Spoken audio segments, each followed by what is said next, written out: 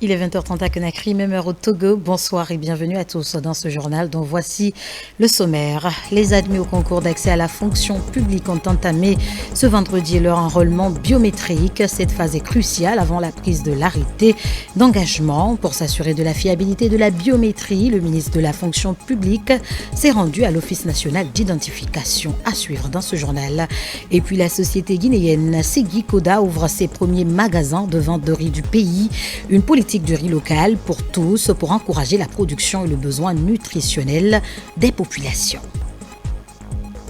Enfin, les jeunes de l'espace Mano-Riva Union s'engagent dans la promotion de la paix à travers une campagne de sensibilisation contre l'extrémisme violent et le terrorisme. C'est tout pour les sommaires. Encore une fois, bonsoir et bienvenue à tous dans ce journal que nous ouvrons par ces décrets. Décret des 2024 174 PRG, CNRD, SGG portant nomination au ministère des Postes, des Télécommunications et de l'Économie numérique. Le président de la République, vu la charte de la transition, décrète, article 1er. Les hauts cadres dont les prénoms et noms suivent sont nommés dans les fonctions ci-après. Administration centrale, service d'appui, inspecteur général, M. Alpha Camara, précédemment conseiller principal. Inspecteur général adjoint, M. Mamadou Hadiba, directeur général du Bureau de stratégie et de développement, M. Apollinaire Loua. Directeur général adjoint du Bureau de stratégie et de développement, M. Souareba Djabi. Direction nationale, directeur national des télécommunications, M. Djakarija Djoubate. Directeur national adjoint des télécommunications, M.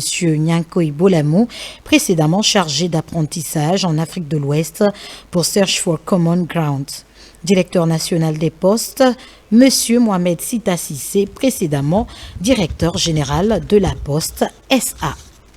Directeur national adjoint des postes, M. Lancinejo Condé, précédemment conseiller chargé des questions économiques, postales et de prospective. Directeur national des technologies de l'information et de l'économie numérique, M. Ali Chérif, précédemment conseiller principal au ministère des Postes, des Télécommunications et de l'économie numérique. Directeur national adjoint des technologies de l'information et de l'économie numérique, M. Aboubakar Sidiki Douno, précédemment directeur général de 54 start-up. 3. Organismes publics autonomes. Directeur général de l'Agence nationale de digitalisation de l'État, M. Youssouf Haribo, directrice générale adjointe de l'Agence nationale de digitalisation de l'État, Mme Mariam Ba, directeur général de la Société guinéenne de large bande, M. Mami Traoré, directeur général de la Société de gestion et d'exploitation de Backbone nationale, M. Mohamed Kourouma, directeur général adjoint de la Société de gestion et d'exploitation du Backbone national, M. Noumonké Kondé, précédemment directeur national adjoint des télécommunications, directeur général de la Société La Poste guinéenne, M. Safa Tunkara, précédemment directeur général adjoint de la Société de gestion et d'exploitation du Backbone national, SOGEB, directrice générale adjointe de la Société La Poste guinéenne, Mme Élise Koivogi, précédemment directrice associée Chemor Endmore, coordinateur général de la Société Guinée Télécom, M. Lamine Aïssa Moura, directeur général de l'Agence nationale du service universel des télécommunications et du numérique, M. Gaoussou Sougoulé, précédemment directeur général de la coordination et du suivi des aides au ministère du Plan et de la coopération internationale, directrice générale adjointe de l'Agence nationale du service universel des télécommunications et du numérique, Mme Fatou Silla. 4. Services déconcentrés. Directeur régional des postes des télécommunications et de l'économie numérique de la ville de Conakry, M. Abdoulaye Touré, précédemment directeur national de la Poste. Directeur régional des postes des télécommunications et de l'économie numérique de Kindia, M. Fodé Fofana, précédemment inspecteur général des postes des télécommunications et de l'économie numérique.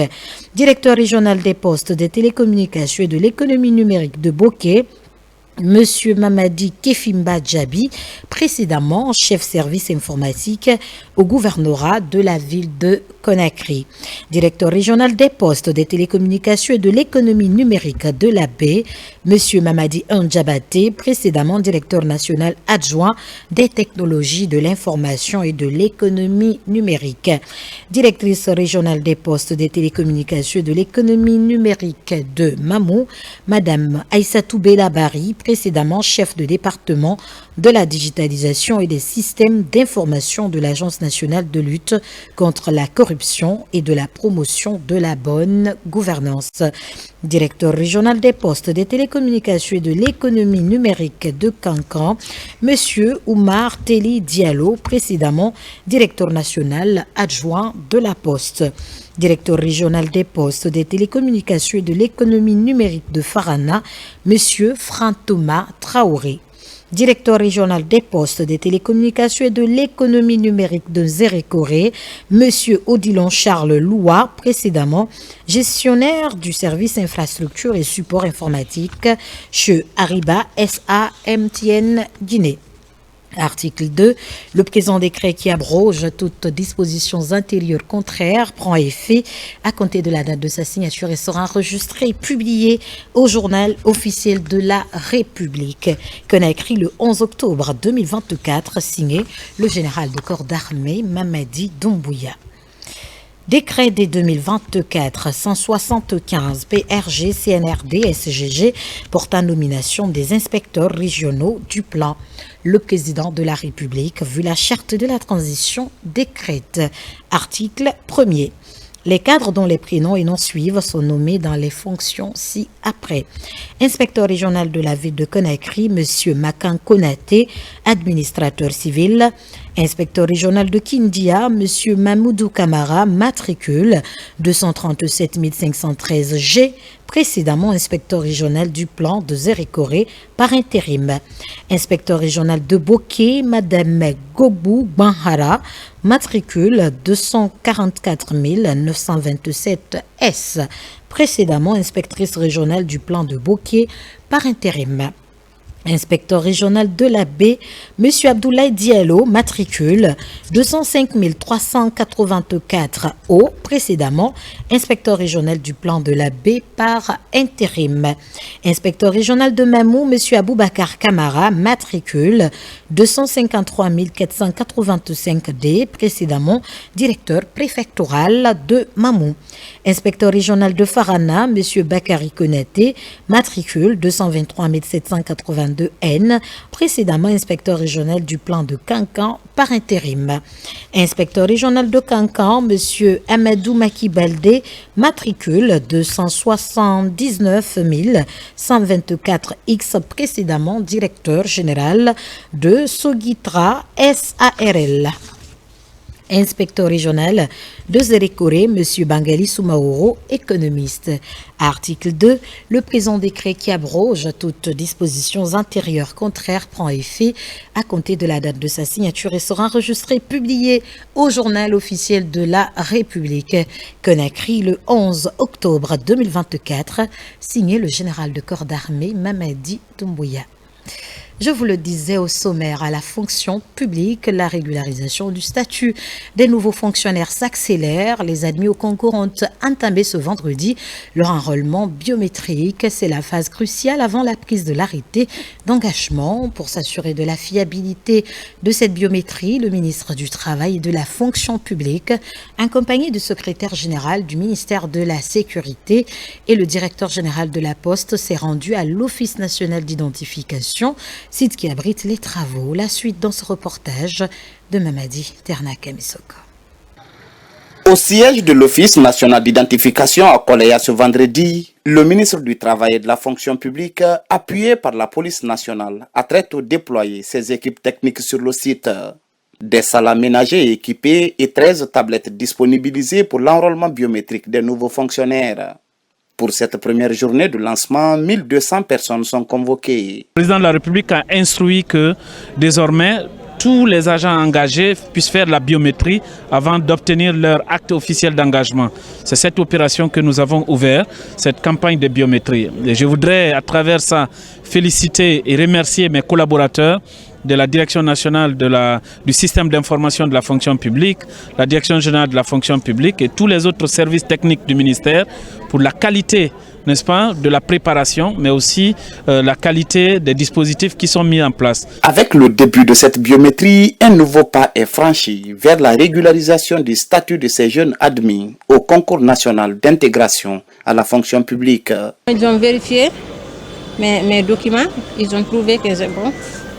Ils m'ont dit de venir pour l'enrôlement. J'ai terminé aujourd'hui le recensement, ça s'est bien passé. Alhamdulillah. Je dois remercier sincèrement, n'est-ce pas, le gouvernement qui a eu la volonté, premièrement, d'organiser ce concours.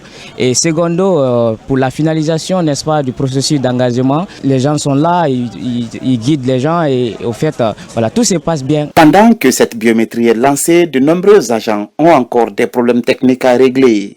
Face aux agents concernés, le ministre Bourounou tient à leur rassurer. Aujourd'hui, avec la sensibilisation, le système qui est mis en place, on est en train de les rassurer et l'assistance technique aussi mobilisée est en train de prendre en main toutes ces difficultés, apporter des solutions, donc des corrections qu'il faut. C'est pour cela que vous constatez, je pense, que cette cour qui réunit aujourd'hui des centaines d'admis, c'est déjà la preuve que beaucoup de difficultés sont en train d'être résolues pour apporter cette assistance aux admis. Cette opération d'enrôlement biométrique concerne les 10 000 agents recrutés au compte du fichier général de l'administration. Pour les 3 secteurs de l'éducation qui ouvrent le bal, ils sont plus de 3 000. Mobilisation des ressources internes, le ministère du Budget et ses partenaires en font une priorité avec à la clé le renforcement des capacités opérationnelles de l'administration, des douanes, la remise des engins roulants ainsi que des matériels informatiques confirme cette dynamique, un appui technique pour davantage accroître le niveau des recettes publiques. Mohamed Seyar Souma, Moussa Namina Keita. Des engins roulants ainsi que des matériels informatiques. Des outils indispensables à la collecte des recettes publiques. Ce sont des motos, des ordinateurs et des imprimantes. Un ensemble d'équipements profitables à l'administration des douanes à travers le ministère du Budget. Il est question d'appuyer la mobilisation des ressources intérieures. Cet appui vient conforter d'autres appuis qu'on a déjà eu à initier, qui se focalisent beaucoup plus sur le transfert de compétences, le renforcement des capacités, l'amélioration des process et la mise à niveau de ces structures-là par rapport aux normes internationales.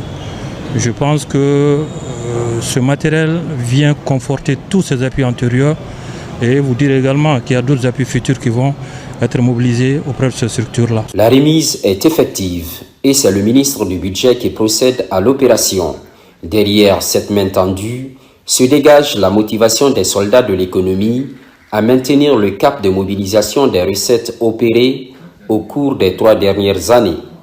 C'est l'un des projets les plus importants en matière d'appui institutionnel parce que non seulement le projet il appuie le système de collecte en interne, donc il nous aide à compter sur nos propres ressources, mais aussi ce projet nous aide à mieux contrôler nos dépenses à travers son appui aux structures de contrôle. Donc en cela, c'est un projet innovant. On estime à 100 000 € le coût des équipements. Cette assistance en engins roulants et matériels informatiques aura pour finalité de rehausser le niveau des recettes.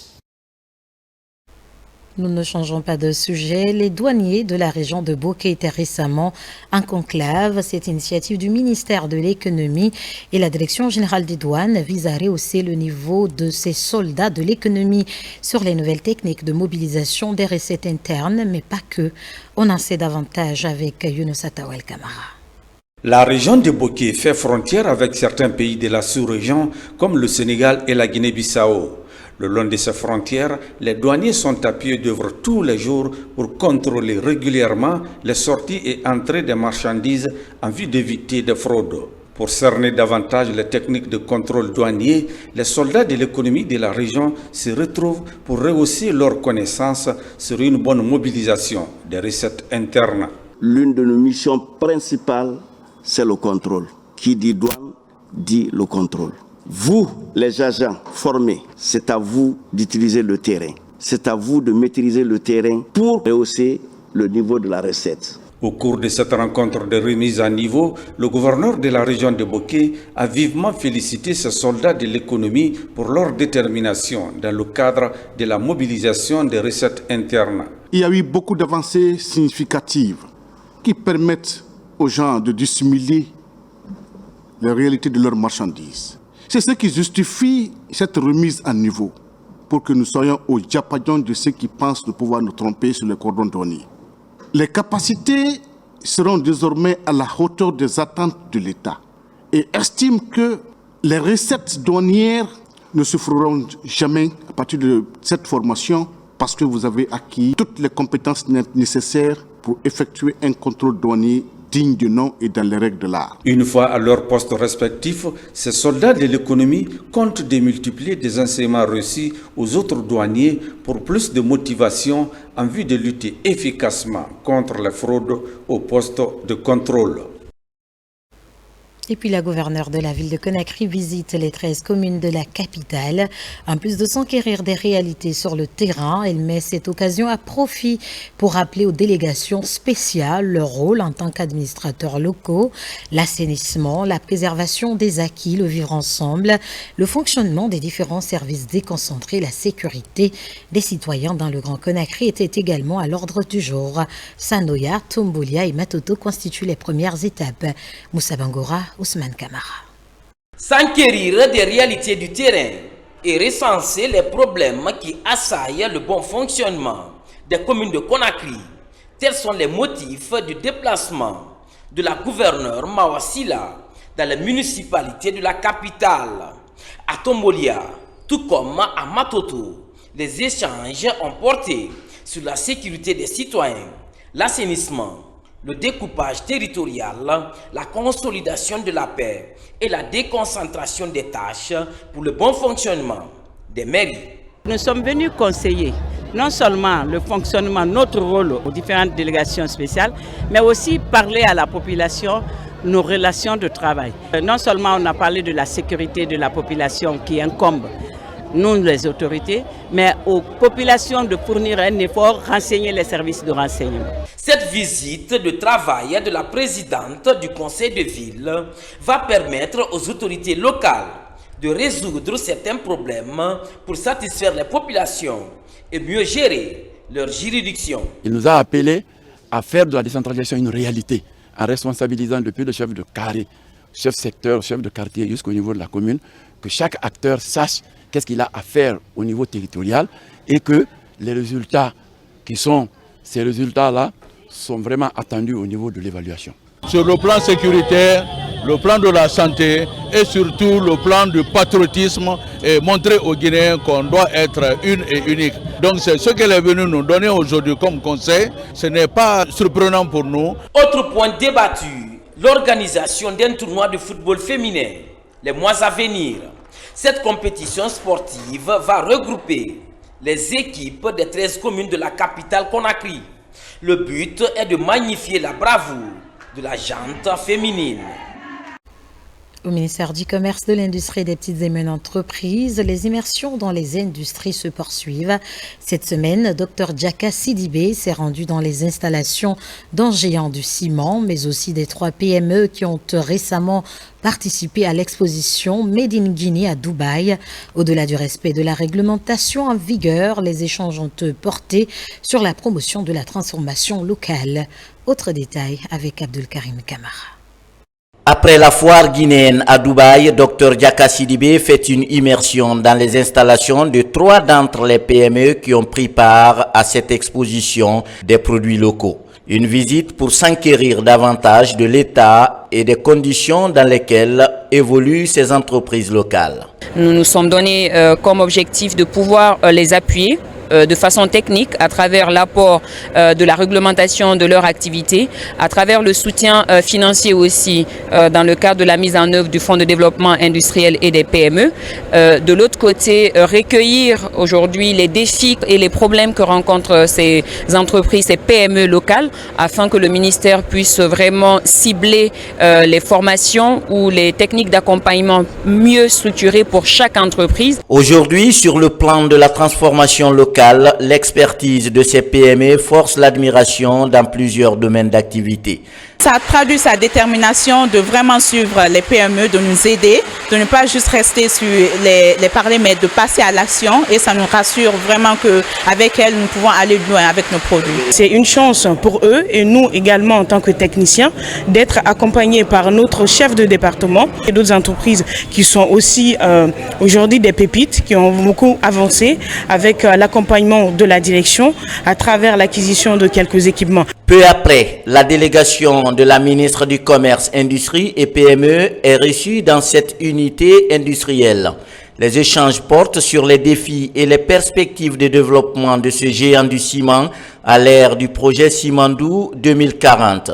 L'engagement, c'est la performance, soit en termes de ressources humaines, soit en termes de sous-traitance locale ou des équipements de production et des matières ou des pièces de rechange fabriquées ou commercialisées localement. Nous voulons répondre justement à la compétitivité nationale, mais aussi donner la réponse que les entreprises guinéennes sont prêtes dans le cadre de l'essor du Simandou 2040, et ceci ne peut se faire sans la proximité entre l'administration publique que nous sommes et le secteur privé. Au cours des échanges, Dr Diaka Sidibé a aussi recommandé aux responsables de ce groupe industriel de pousser désormais la réflexion sur la recherche et le développement au niveau local afin qu'on trouve la matière première pour la production et la transformation du ciment ici en Guinée.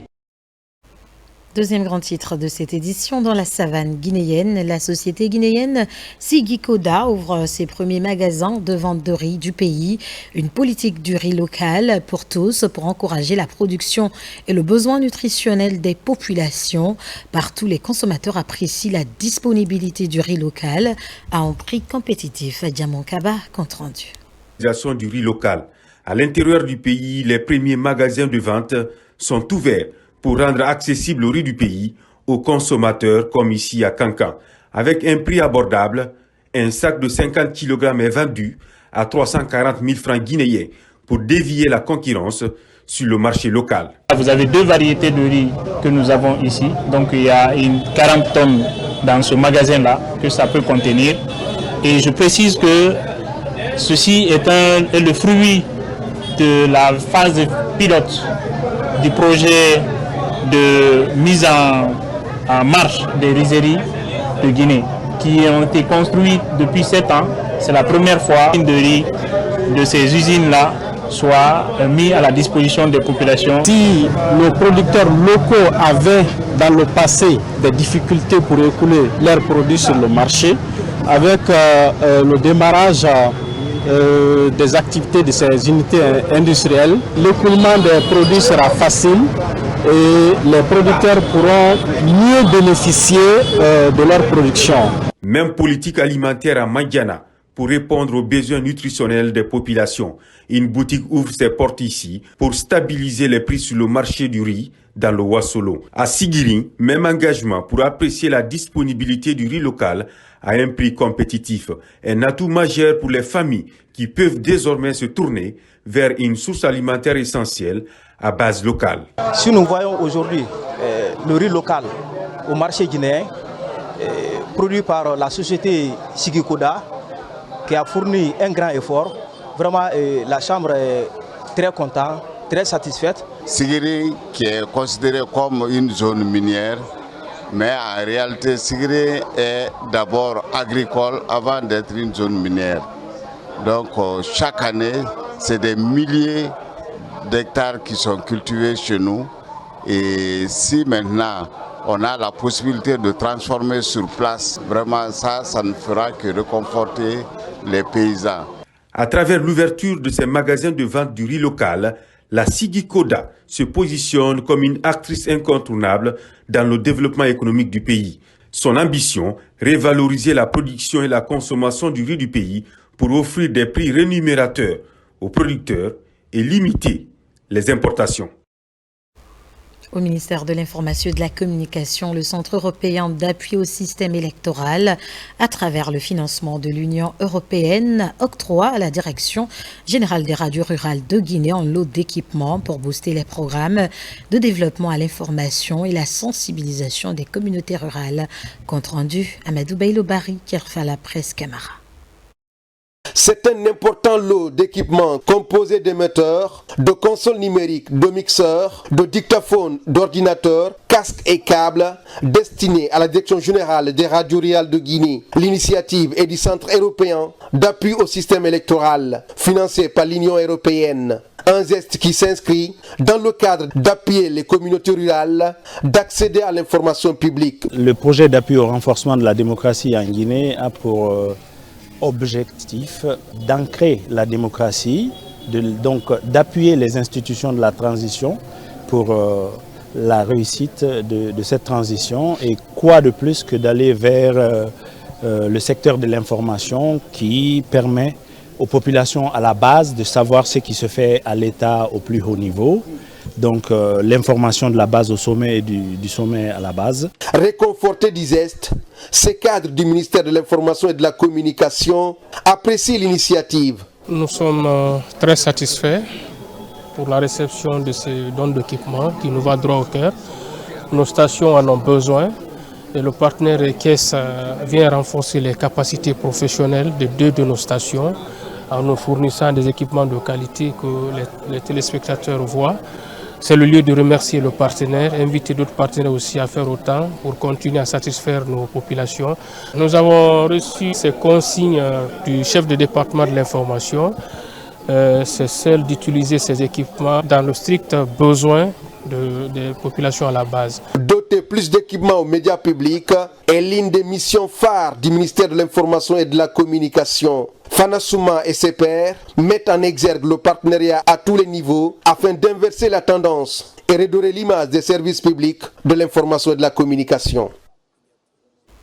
Nous poursuivons cette édition. Une convention de coopération existe désormais entre le ministère de l'Enseignement supérieur et l'Association professionnelle des assureurs de Guinée. L'objectif est d'offrir aux étudiants une assurance responsabilité civile. Mounir Bari, explication.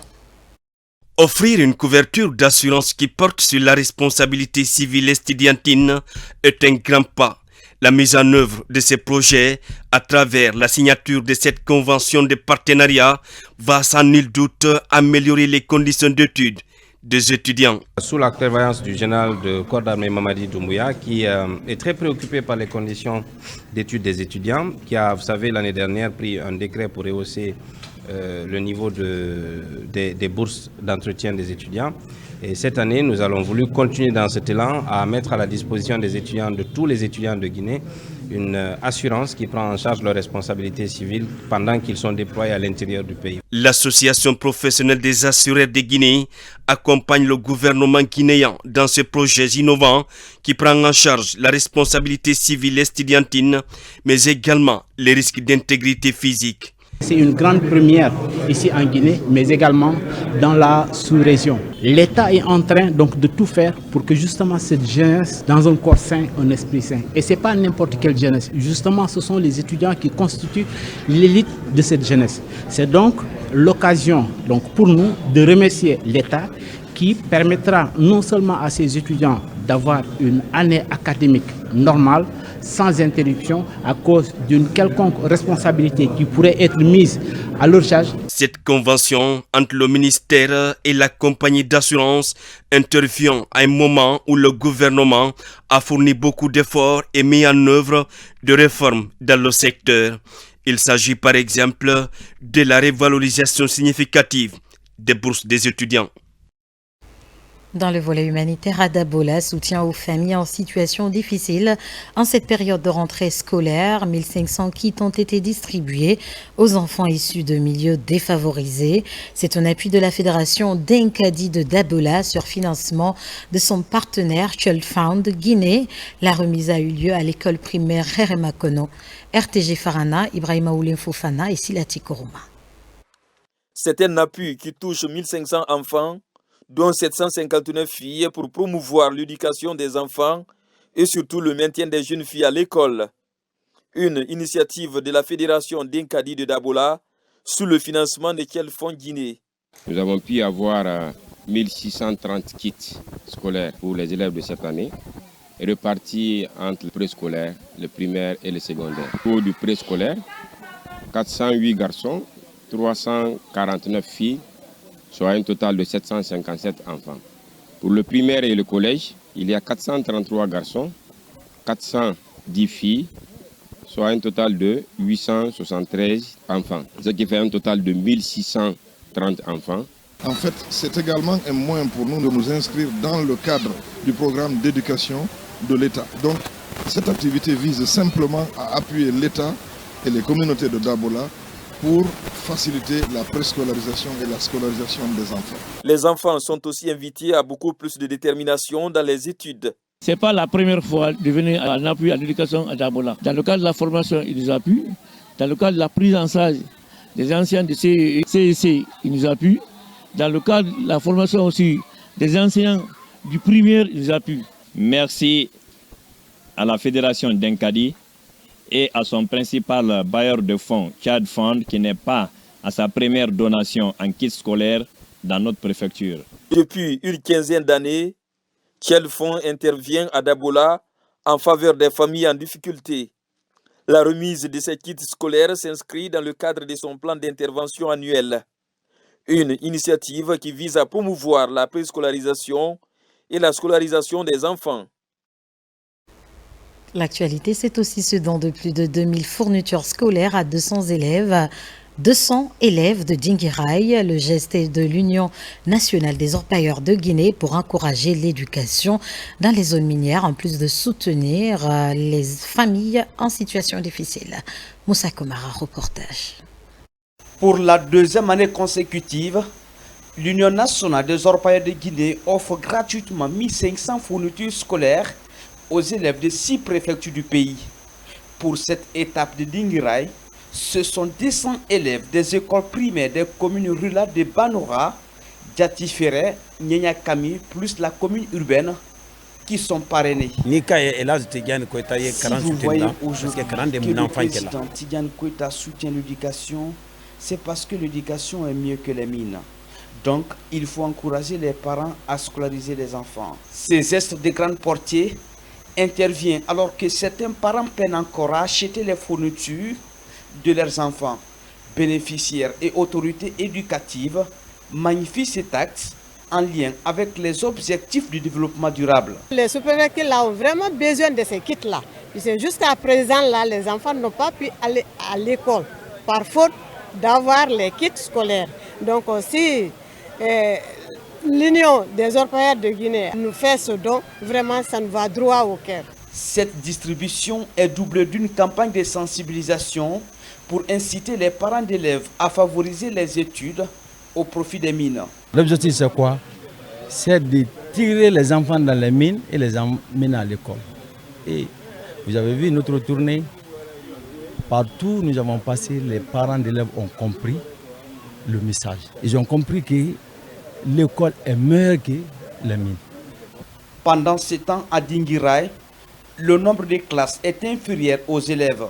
Ce moment est important pour les autorités éducatives de féliciter le président de l'Union nationale des orpailleurs de Guinée et de le rappeler sa promesse de construction de 6 salles de classe. Une construction qui pourrait sans nul doute réduire la pléthore dans les classes, surtout celles d'examen. Précédemment, je vous le disais, de nombreux parents peinent à trouver des kits scolaires pour leurs enfants. Cette situation est encore pire dans les zones rurales où le revenu des familles est assez faible. Pour les assister, la Fédération Mounafagné de Kindia lance la campagne de distribution gratuite des kits scolaires et préscolaires aux élèves de la localité. La préfecture de Kolente constitue la première phase de cette campagne. Marwan Kamara à la Santondo.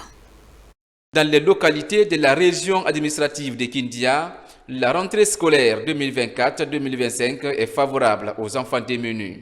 À travers la distribution gratuite des kits scolaires et préscolaires, la Fédération Mounafani de Kindia et son partenaire Chaifon apportent leur soutien aux parents d'élèves.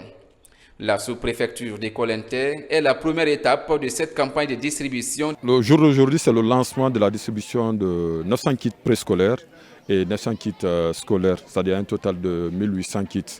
Nous venons pour accompagner l'État dans le cadre de l'amélioration du taux de réussite des enfants, mais aussi le maintien des enfants à l'école. C'est une opportunité de lancer le message aux parents, de faire en sorte que les kits-là soient vraiment bénéfiques pour les enfants avec un suivi régulier pour la fréquentation des enfants à l'école. Chaifon avec la Fédération Mounafani de Kindia, depuis 2005, travaille d'arrache-pied pour accompagner les enfants démunis vulnérables en Guinée, notamment dans l'éducation préscolaire et scolaire. Ce coup de pouce de la FMK et Chaifon va permettre d'alléger les charges des parents d'élèves et rehausser le taux de scolarisation des enfants démunis dans les communautés du parrainage. Aujourd'hui, nous avons 1800 enfants qui vivent dans des conditions extrêmes de pauvreté, qui sont en train de bénéficier des kits préscolaires et des kits scolaires, donc composés de tous les outils indispensables pour un apprentissage en milieu scolaire et préscolaire. Nous remercions ce partenaire pour tout ce qu'il est en train de faire à travers la préfecture de Kindia. Cette action humanitaire témoigne l'engagement commun de la Fédération Mounafani de Kindia et Chaifon en faveur des enfants démunis.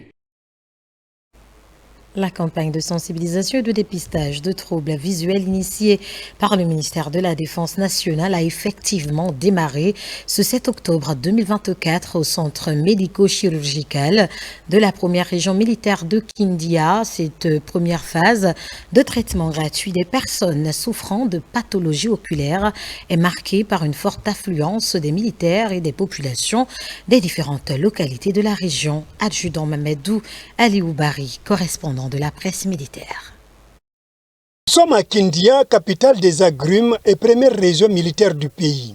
C'est ici est donné le coup d'envoi de la campagne de sensibilisation et de dépistage de troubles visuels. Très tôt ce matin, des patients civils et militaires souffrant de la cécité se sont présentés au centre médico-chirurgical du Kankeme-Brama avec pour seul espoir de retrouver la vue. L'organisation de cette caravane, avec la volonté de la hiérarchie militaire de s'approcher davantage de sa population, chose qui traduit l'excellence des relations civilo-militaires si chères au président de la République, chef de l'État, chef suprême des armées, le général Mamadi Doumbouya. C'est une action civilo-militaire qui répond à juste titre.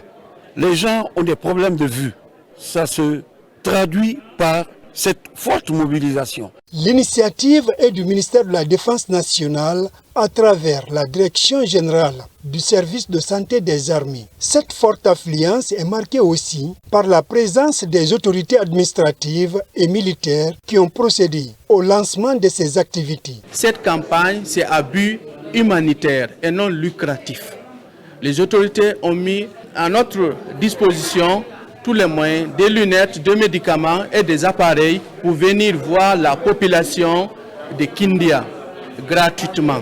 Et nous prenons en charge toutes les pathologies oculaires, c'est-à-dire la cataracte, la myopie, la presbytie et d'autres. Cette première campagne consiste à prendre en charge les pathologies déjà dépistées. Elle dénote de l'engagement de la hiérarchie militaire à offrir des soins de qualité pour soulager la population. Un acte salué par les premiers bénéficiaires. Je suis satisfait à 100% pour la visite, qui est gratuite. En plus, je remercie l'État pour ses initiatives. On a un problème de vision. Nous sommes venus du fait qu'on a entendu que l'État est venu maintenant en aide au Kankeme-Brama. Le Kindia, nous sommes venus pour avoir des soins. Nous sommes beaucoup réconfortés face aux gestes que l'État nous a fait. Surtout concernant cette campagne de dépistage gratuite, nous souhaitons que ce genre de gestes soient continus. L'arrivée de cette grande mission au sein de la première région militaire de Kindia démontre l'attachement de la hiérarchie vers ses subordonnés. Cette visite ne concerne pas seulement les militaires, mais encore plus loin, la population. Démarrée le 4 octobre dernier, cette campagne de santé visuelle gratuite pour les militaires et la population civile va se poursuivre dans les régions militaires, à savoir Kankan, Zérekori et Labi. Après 3 ans d'activité sur le terrain, Santé Plus porteuse du FEVA projet présente les résultats de terrain aux parties prenantes. Ce projet pilote vise à déterminer les agents pathogènes des maladies fébriles chez les humains et les animaux. Reportage Kerno Maroufba. Guéguédou et Dalaba, localité pilote de FEVA Project, un projet mis en place par Santé Plus Organisation pour déterminer les causes des agents pathogènes des maladies fébriles chez les humains et les animaux en Guinée. Ce projet pilote de 4 ans est à sa 3e année d'exécution sur le terrain. Après 3 ans, les parties prenantes se retrouvent pour tirer les leçons des activités. Les gens pensaient que à chaque fois qu'on vient au niveau de l'hôpital, c'est le paludisme, c'est la fièvre typhoïde. On a fait des examens et on a trouvé autre élément que le paludisme et la fièvre typhoïde. C'est ce que ce projet et c'est ce que cette journée nous voulons présenter à tous nos partenaires et aux autorités. Cette réunion annuelle de présentation des résultats avec les parties prenantes du FEVA Project connaît la présence de l'Université Georgetown, acteur dans la réalisation de échantillonnage communautaire. Les échantillons collectés dans ces localités sont analysés dans les laboratoires guinéens. Je suis très contente avec les résultats attendus par rapport à l'échantillonnage et le travail au terrain avec les agents de Guéguédou et de Dalaba. Et maintenant, c'est à nous, ici à Conakry, avec les partenaires nationaux, de continuer à faire les tests diagnostiques et les analyses pour vraiment savoir ce qui se passe comme les pathogènes qui circulent dans les préfectures. C'est un projet vraiment qui va améliorer encore la prise en charge des maladies fébriles dans notre pays, et chez l'humain et chez les animaux, car les deux sont indissociables. Vraiment, c'est un grand projet. Ils ont réalisé un grand travail et je pense que le ministère de la Santé doit bien utiliser ces résultats afin d'améliorer encore davantage la prise en charge des maladies fébriles dans notre pays. Cette réunion a été aussi une occasion de partager les expériences sur les maladies fébriles entre partenaires, agents de terrain, ministère de la Santé et celui de l'Agriculture. Dans le sud du pays, précisément à Beila, les fils ressortissants s'impliquent dans la vulgarisation du contenu local auprès des communautés riveraines du projet Simandou, engagé à accompagner la concrétisation de cet ambitieux projet. MKM Consulting mène depuis plusieurs semaines une campagne de sensibilisation sur les textes de ce document stratégique de Kouankan à Nyonso-Moridou, en passant par la commune urbaine de Beila. Tous les aspects du développement local à travers un projet minier ont été expliqués aux populations. Lancé Kamisoko, Mohamed Saléoupa et Mohamed Lamine Diallo. Dans ces communautés riveraines des Monts Simandou, l'ensemble des aspects liés au développement local à travers l'exploitation minière est en débat. C'est une initiative de MKM Consulting, une structure privée gérée par des fils ressortissants de Beila, déterminée aujourd'hui à accompagner la mise en œuvre de cet ambitieux projet du président général Mamadi Doumbouya. Venir vers la zone impactée, c'est le projet Simandou, venir sensibiliser, venir informer nos parents, venir informer la communauté. C'est quoi le contenu local? Comment ils peuvent bénéficier les avantages de ce projet Simandou, venir aider la communauté à développer d'autres secteurs économiques en dehors de la mine. Au-delà des emplois directs, d'autres opportunités de création d'emplois et de richesses sont expliquées aux populations. Plusieurs trucs du contenu local, on ne savait pas. C'est grâce à MK Consulting aujourd'hui qu'on a su maintenant comment est-ce qu'on peut se mettre devant le contenu local. Démarré depuis le 15 septembre, plusieurs localités riveraines du projet Simandou sont déjà touchées par cette campagne de sensibilisation.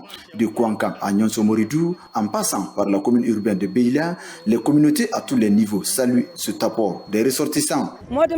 Nous apprécions beaucoup cette démarche de nos fils.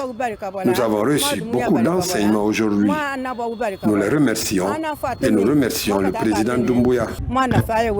Tout ce qu'on ne connaissait pas là, ce soir on a pu découvrir beaucoup avec vous. Donc nous vous remercions beaucoup, plus particulièrement Monsieur le Président, le général Mamadi Doumbouya.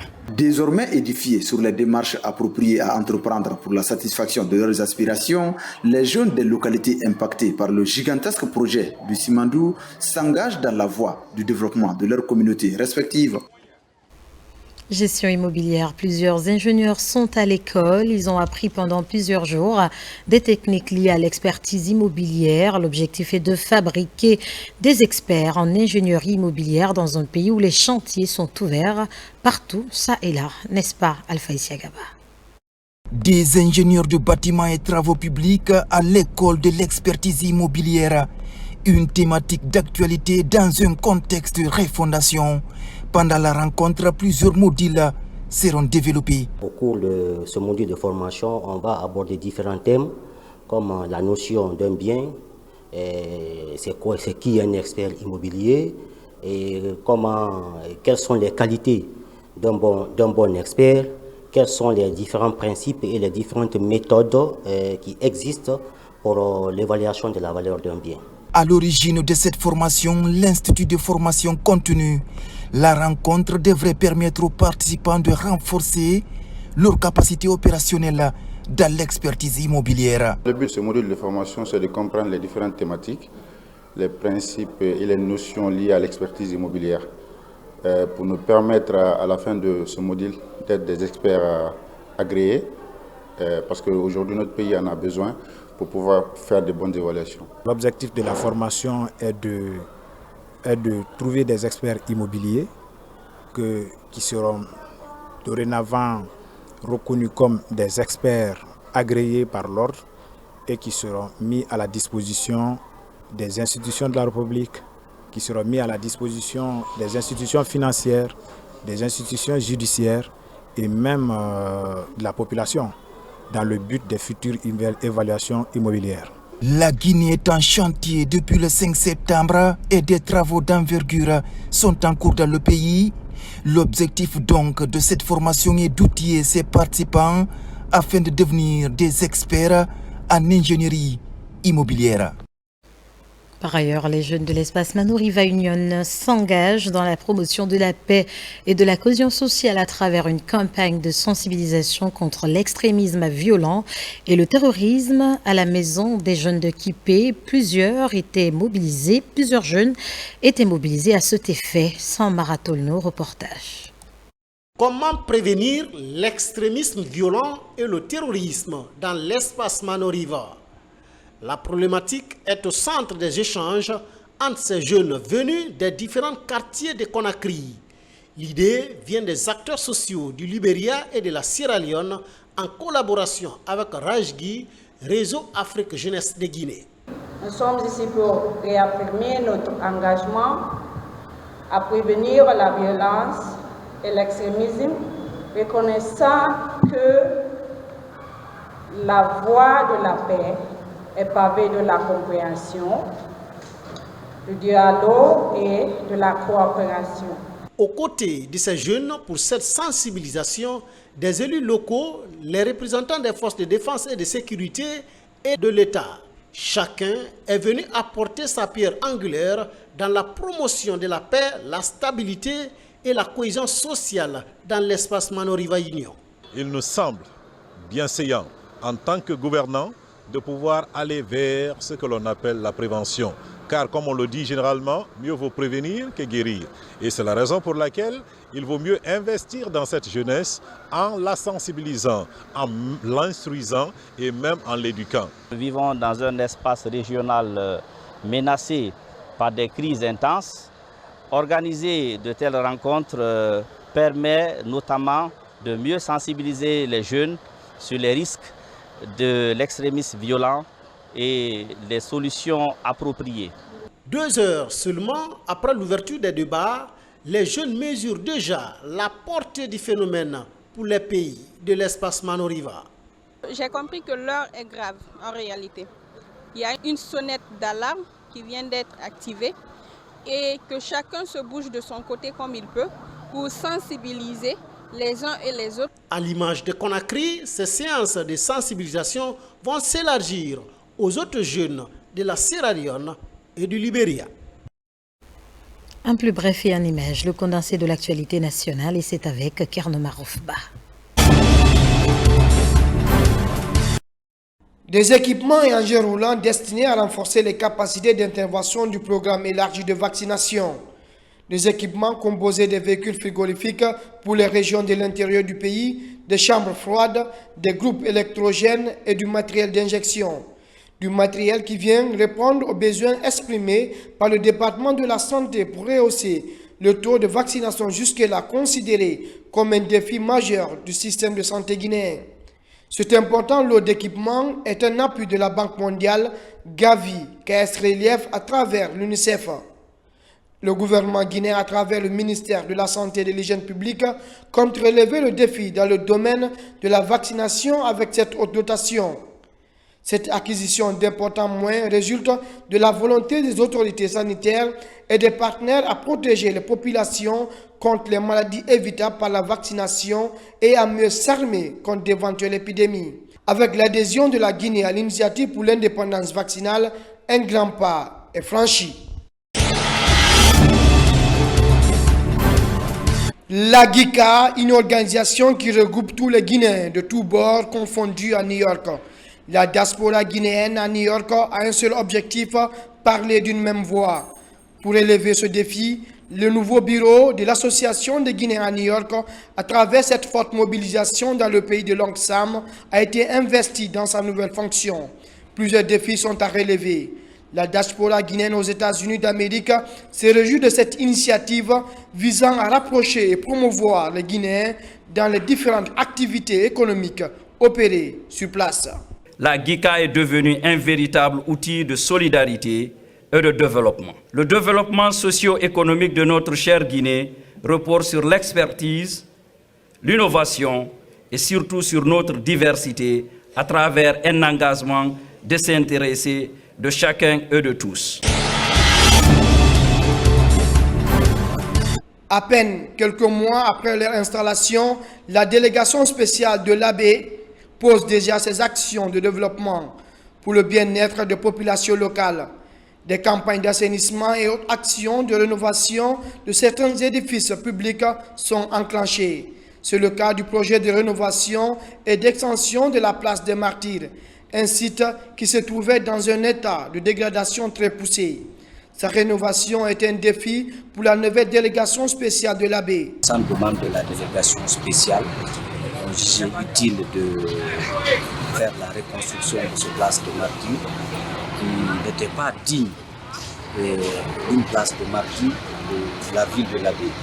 Donc l'idée est venue vraiment de faire ça, de pouvoir honorer vraiment nos justes devanciers, nos héros.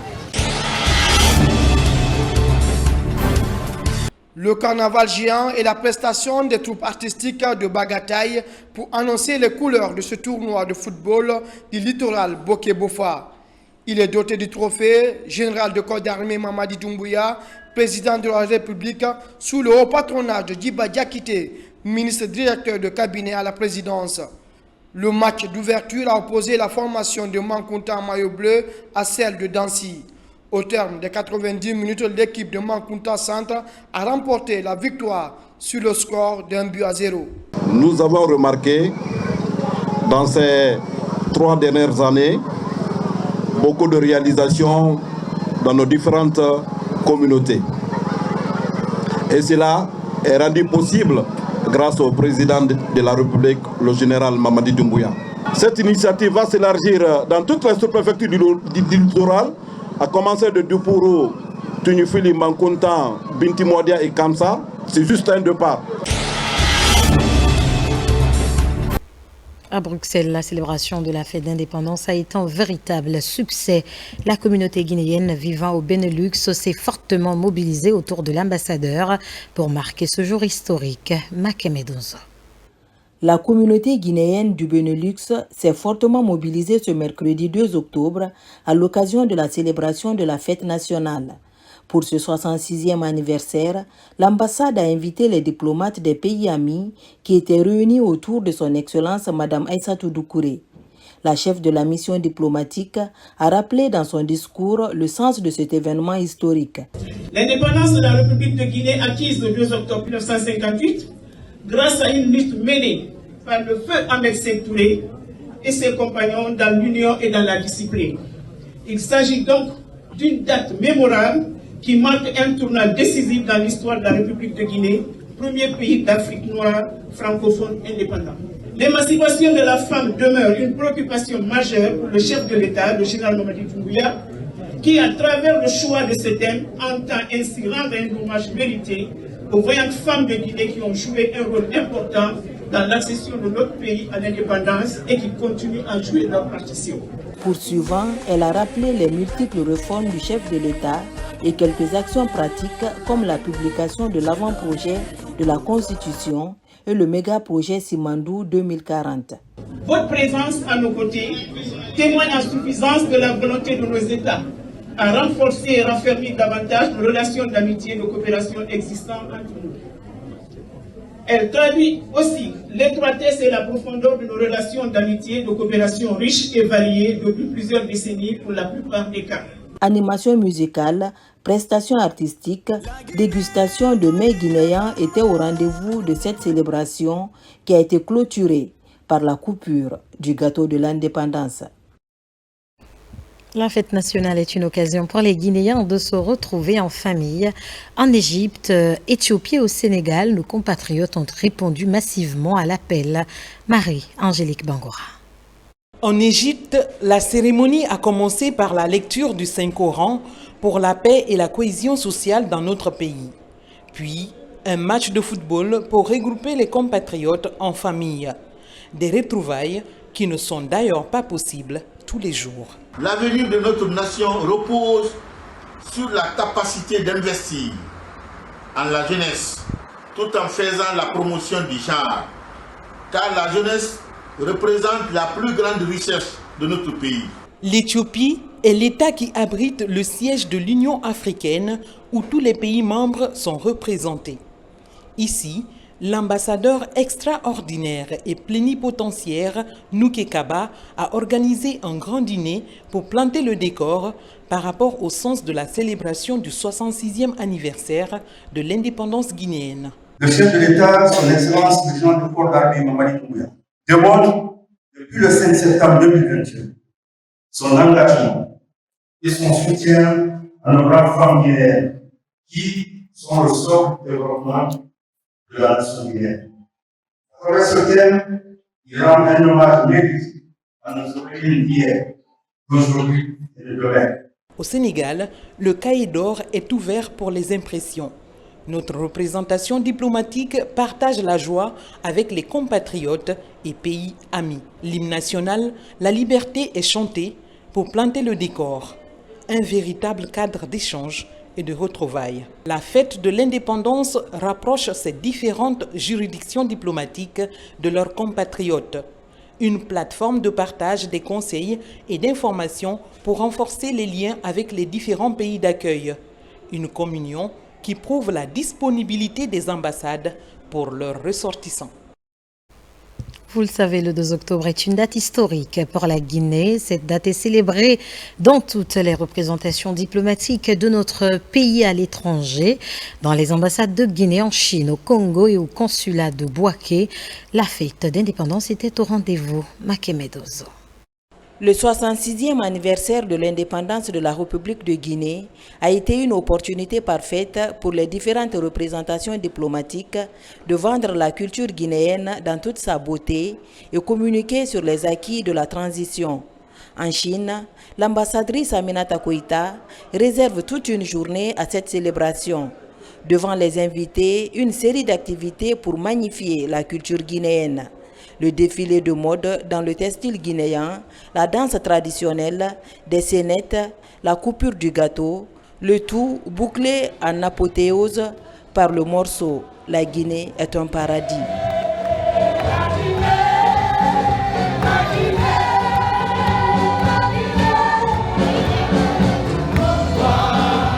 Au Congo, plusieurs diplomates ont pris part à cette célébration. mais aussi les familles qui ont collaboré avec le père de l'indépendance, le président Ahmed Sékou Touré, comme le fils du premier ministre Patrice Lumumba. Une occasion pour l'ambassadeur de s'adresser aux compatriotes. Le chef de l'État, le général Mamadi Doumbouya, rend hommage encore à la Guinée, symbole du courage et de la résilience. Cette fête est toujours un moment fort de rassemblement autour des valeurs qui fondent le socle de notre nation. Bouaké fait partie des consulats qui regroupent le plus grand nombre de Guinéens. Dans cette ville ivoirienne, la Guinée s'est réunie comme une famille autour d'un même idéal, célébrer la fierté d'être guinéen. Au nom du chef de l'État, président de la République, son Excellence le général du corps d'armée Mamadi Doumbouya, et Monsieur le ministre des Affaires étrangères, de l'intégration africaine et des Guinéens de l'étranger, son Excellence Dr Moussanda Kouyaté, nous vous exhortons au respect des lois et principes du pays d'accueil pour une meilleure intégration et de renforcer l'unité nationale, le vivre ensemble pour amorcer un nouveau départ pour une nouvelle Guinée unie et prospère. Ce tour d'horizon permet de comprendre que l'an 66 de l'accession à la souveraineté est fêté avec brio dans toutes les ambassades guinéennes avec un objectif bien précis, réchauffer les liens entre les compatriotes. Dans le volet sport, le Sili national joue son destin ce samedi à 16h au stade Alassane Ouattara d'Ebimpe, un match très crucial qui l'opposera à l'Éthiopie, une équipe que la Guinée a toujours maîtrisée ces dernières années. À quelques heures de ce match, les deux entraîneurs ont livré une conférence de presse pour expliquer les enjeux et les espoirs des deux équipes. Nous y reviendrons dans nos prochaines éditions. À la veille de la clôture de la Semaine nationale du mérite scolaire Senamsco 2024, le sport était en lice ce vendredi au Palais des Sports du 28 septembre. C'est la région de Conakry qui a battu Kankan en basketball sur le score de 42-33. Côté football, la région de Kankan a rétabli l'honneur en s'imposant aux séances de tir au but contre Kindia. La remise de tous les trophées est prévue demain au Palais du Peuple en présence des autorités. Et c'est la fin de ce journal. Remercie à tous de l'avoir suivi. N'oubliez surtout pas que la Guinée est notre paradis, terre de richesse, d'opportunités et d'innovation. Bonsoir et à demain.